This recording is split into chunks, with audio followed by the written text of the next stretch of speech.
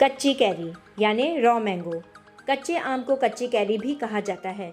Vitamin C का समृद्ध स्रोत है।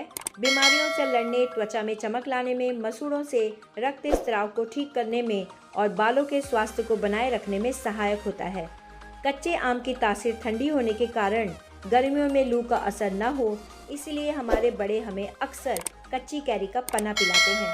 कच्चे आम का स्वाद खट्टा तो होता है, लेकिन बड़ा ही स्वाद भरा होता है, मन की इच्छा को तृप्त करने वाला होता है। कच्ची कैरी में विटामिन सी की प्रचुर मात्रा होती है, जिसका सेवन हमारे स्वास्थ्य के लिए काफ़ी अच्छा होता है। इसकी लौंजी, सब्जी और अचार बनाया जाता है, जिसे कि सभी बड़े ही प्यार से स्वाद से खाते हैं। ये रोग प्रतिरोधक क्षमता को भी बढ़ाता है। आम तो एक होता है, लेकिन गुण बहुत सारे। नमस्कार, मैं परछाई आज आपके साथ कच्ची कैरी की रेसिपी शेयर कर रही हूँ, जो कि बहुत ही टेस्टी, स्वाद में चार चांद लगाने वाली और मुंह में पानी भरने वाली खट्टी मीठी स्वादिष्ट रेसिपी है। और वो है कच्ची कैरी का छुंदा, जो आप सभी को बेहद पसंद आएगा। तो चलिए समय न गंवाते हुए इस रेसिपी को फटाफट से बनाते हैं। पसंद आए तो खूब सारा लाइक करना, सभी के साथ शेयर करना। मेरे चैनल में अगर नए हो तो प्यारे से कमेंट के साथ सब्सक्राइब भी कर देना। तो चलिए, प्लीज़ मेरे इस चैनल को सपोर्ट ज़रूर करें। तो यहाँ पर मैंने कच्ची कैरी का खट्टा मीठा स्वादिष्ट छुंदा बनाने के लिए 3 कैरी ली है, जो कि छोटी साइज़ की हैं, लेकिन आधा किलो से थोड़ा सा कम है। तो इसे मैंने अच्छी तरह से साफ़ सुथरा करके रख लिया है, यानी कि धोकर पोंछ कर रख लिया है। तो 3 कैरी में मैंने 2 कटोरी शक्कर ली है। ये अपने खट्टे मीठे के अनुसार है, जितना मीठा आपको चाहिए आप उतना यूज़ कीजिए। आप इससे कम भी कर सकते हैं शक्कर की मिठास को। तो ये देखिए, अब मैं कैरी को इस तरह से सबसे पहले इसका ऊपरी जो भाग है उसे निकाल लेंगे, और अब छिलकों को निकाल लेंगे। तो चाकू से निकालिए या छीलर से निकालें, तो छीलर से ज़्यादा अच्छा रहेगा। तो देखिए, चाकू से भी ऐसे पतला ही छिलका निकल रहा है, तो छीलर से भी इसी तरह का निकलेगा। बहुत ज़्यादा दबाकर नहीं करना है, जिससे कि इसका जो वाइट पार्ट है वो भी साथ में निकले, तो वो नहीं निकलना चाहिए। तो इस तरह से फटाफट से हम सभी कैरी को इस तरह से छील कर रख लेंगे। ये कैरी काफ़ी खट्टी है, तो कुछ कैरी ऐसे भी होती है जो खट्टी मीठी होती है, तो वैसे मत लेना। खट्टी कैरी जितनी हो वैसी कैरी ही लेना, तो उससे आपका जो छुंदा है वो बहुत ही अच्छा बनेगा और स्वाद में बहुत अच्छा लगेगा। तो ये देखिए, एक कैरी को मैं छील चुकी हूँ, छिलके इतने निकल चुके हैं। तो इसी तरह से फटाफट हम 3 कैरी जो है उसे अच्छी तरह से छील लेंगे।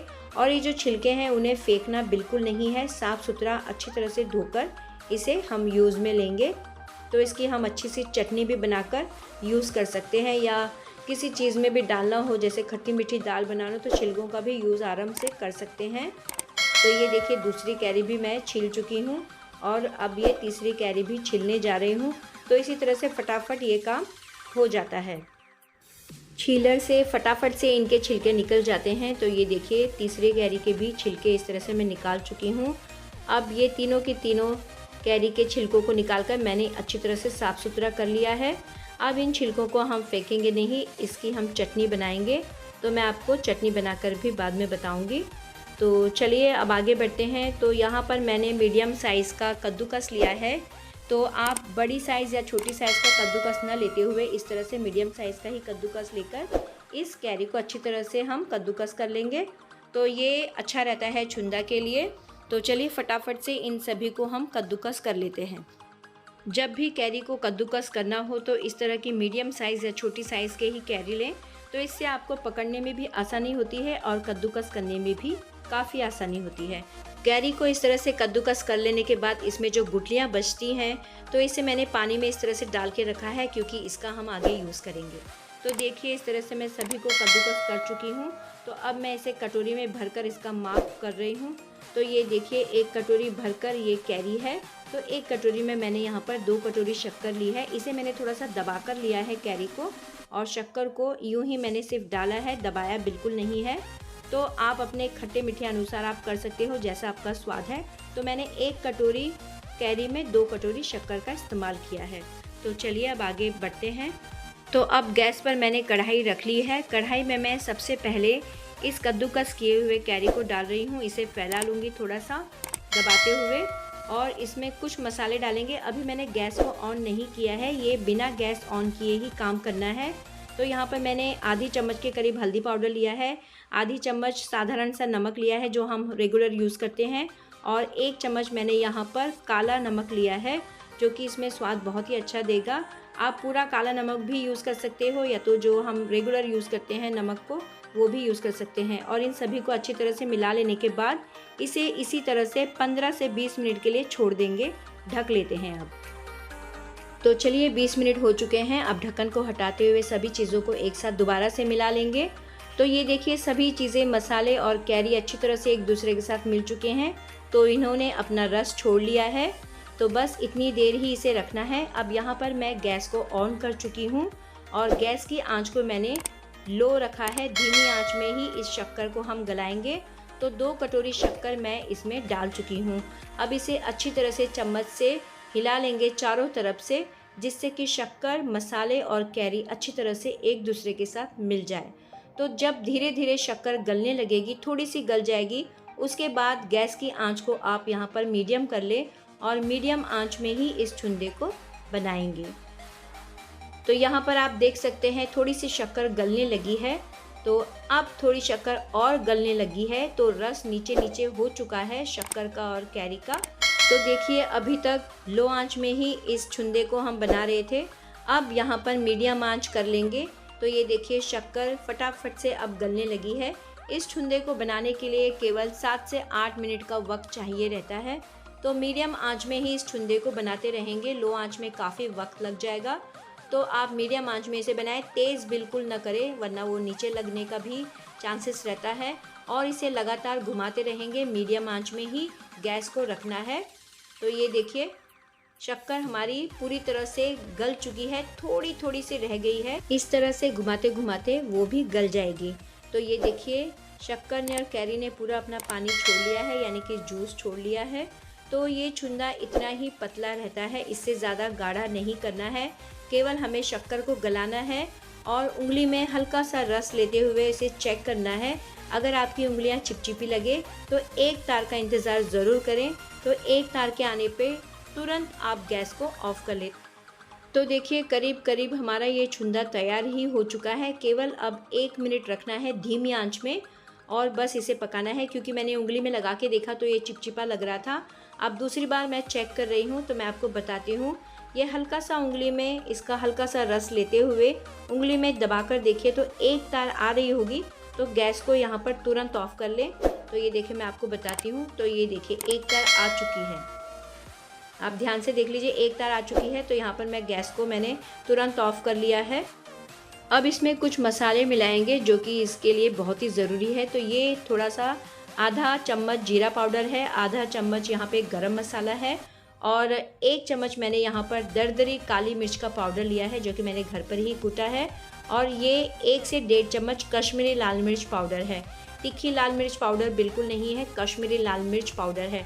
अगर आपको तीखा पसंद है तो थोड़ा सा आप तीखा पाउडर भी यानी कि तीखी लाल मिर्च पाउडर का यूज़ कर सकते हैं। तो देखिए यहाँ पर मैं अभी ये छुंदा गरम गरम है, इसीलिए इसी वक्त इसे मिलाना ज़रूरी है। गैस को अगर आप ऑन करना चाहते हो तो धीमी आंच में ऑन करके इसे पूरा मिला सकते हैं मसालों के साथ, लेकिन 1 मिनट के लिए और फिर तुरंत बंद कर दें। तो ये देखिए सारी चीज़ें अच्छी तरह से मिल चुकी है। तो चलिए छुंदा तो पूरी तरह से तैयार हो चुका है। अब इसे हम दूसरे गैस पर रखते हैं या तो ज़मीन पर रख लेंगे जिससे कि ये फटाफट से ठंडा हो जाए। इसे अब ठंडक की ज़रूरत है जिससे कि ये जल्द से जल्द गाढ़ा हो जाए और ठंडा हो जाए। तो ये देखिए यहाँ पर ये पूरी तरह से ठंडा हो चुका है और इसका आप गाढ़ापन देख सकते हैं। पहले का छुंदा कैसे पतला लग रहा था और वही छुंदा ठंडा होने के बाद इस तरह से गाढ़ा का रूप ले लेता है। तो बस छुंदा इसी तरह से होना ज़रूरी है। तो चलिए अब इसे दूसरे बर्तन में निकाल लेते हैं। तो यहाँ पर मैं दूसरे बाउल में इसे निकाल रही हूँ। तो आप देख सकते हैं इसे जब मैं गिरा रही हूँ तो आप इसकी थिकनेस, इसका गाढ़ापन देख सकते हैं। तो इस तरह से आप इसे रोटी, पूरी या पराठे में खाएंगे ना तो ये बहुत अच्छा लगता है, या आप इसी तरह से खा लीजिए। मैं तो इसे हमेशा चाट चाट कर खाती हूँ, रोटी में भी नहीं खाती हूँ, पूरी में भी नहीं, नहीं पराठे में। मुझे जितना अच्छा उंगली से चाट चाट कर खाने में मज़ा आता है वो किसी भी उसमें नहीं आता है। तो मुझे तो ये चीज़ बहुत पसंद आती है और मेरे घर के बच्चे बड़े भी बहुत इसे पसंद करते हैं। तो जब मन में आए आप इसे किसी चीज़ में भी खा लें, जैसे रोटी, पराठा, पूरी। तो चलिए फिर आप भी फटाफट से इस तरह का छुंदा बनाकर आप भी इसके मज़े ले लें, या तो इसी तरह से खाते हुए या तो रोटी पूरी पराठा में खाते हुए। तो आप इसका गाढ़ापन देख के आपके मुंह में पानी आ रहा है कि नहीं आ रहा है। ये खट्टा मीठा स्वाद ऐसा होता है कि अगर कोई ना भी खाना चाहे फिर भी उसे खाना ही पड़ेगा, क्योंकि ये खट्टा मीठा स्वाद ही ऐसा है कि मुंह में पानी भर देने वाला है।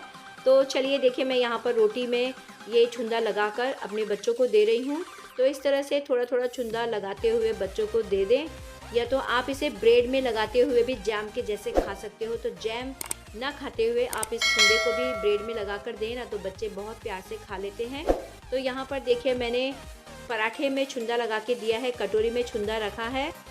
और ये रही कैरी के छिलकों की चटनी। इसमें मैंने 2 लहसुन की कलियां रखी हैं, थोड़ा सा धनिया और नमक और हरी मिर्च।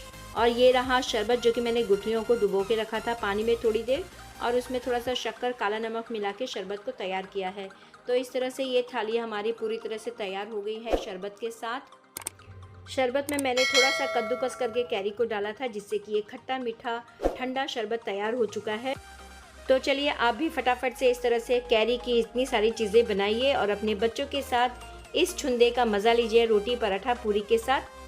अगर आपको मेरी रेसिपी अच्छी लगी हो, बनाने का तरीका अच्छा और सही लगा हो, तो दिल से ढेर सारा लाइक कीजिए, शेयर कीजिए अपनों के साथ, अपने फ्रेंड्स, अपने रिश्तेदारों के साथ, सब्सक्राइब कीजिए और बेल आइकन ज़रूर दबाइए, जिससे कि मेरी अगली वीडियो आपके पास जल्द से जल्द पहुंच जाए। अब मिलते हैं नेक्स्ट वीडियो में। इस वीडियो को पूरा देखने के लिए बहुत बहुत धन्यवाद। रेसिपी अच्छी लगने पर दिल से बिना कंजूसाई के कमेंट ज़रूर कीजिए। मेरे इस चैनल को प्लीज़ सपोर्ट कीजिए।